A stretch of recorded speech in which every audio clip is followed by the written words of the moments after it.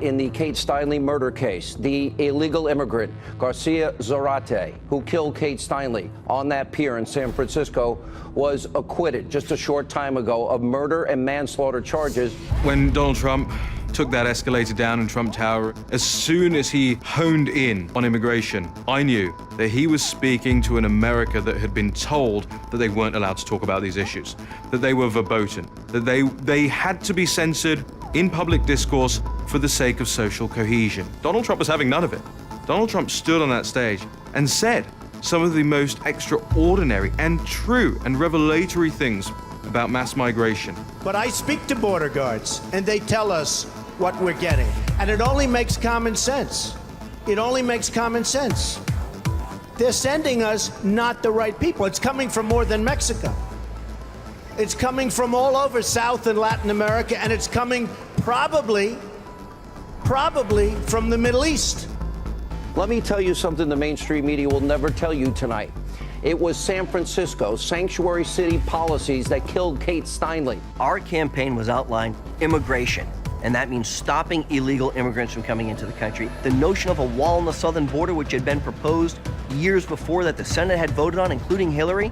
You know, secure our borders with technology, personnel, physical barriers if necessary. Was now a controversial idea. It's absurd.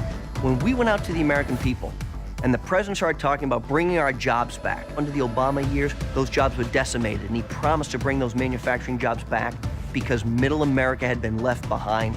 We will bring our jobs back, Sean. We're going to bring our jobs, as sure as you're sitting there, we are going to bring our jobs back into this country for the first time. If we don't have a wall, we don't have a country. And if you don't have a border, you will have a perpetual problem exploited by the worst of the worst, by MS-13, by drug runners, by sex traffickers, by violent gangs. All of these groups who have created problems across our country that then left-wing politicians give sanctuary to.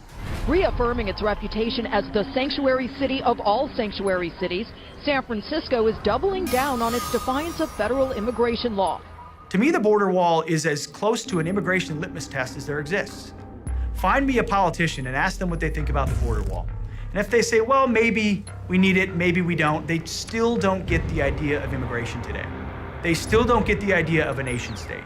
They still don't understand how central it is to the future of our country. People who really don't believe America should have borders, people who see immigration as simply a factor of production, who see immigrants as future Social Security taxpayers and nothing else. People who don't send their kids to public schools where 14 or 17 languages have to be taught, and the Latin kings are battling it out with MS-13 over the turf and driving out African Americans whose ancestors have been there for 100 years. America has never been a race, a gender, a social class. It is a set of ideas that we have perpetuated, but it starts with the rule of law.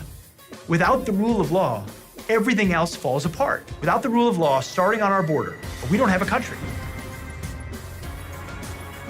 When I talk with a lot of my friends in the Congressional Black Caucus privately, I chastise them.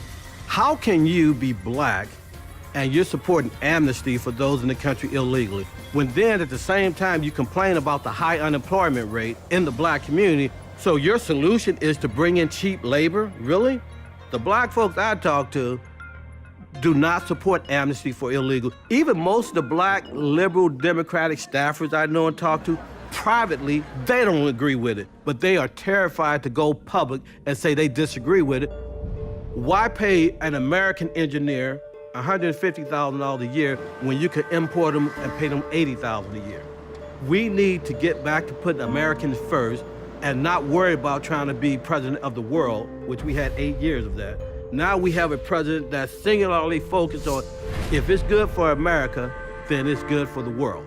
That's a total paradigm shift. What President Trump is doing with this issue of illegal immigration is resonating in the black community. What we have to do is do a better job of giving these people a microphone to talk about how they feel about that issue.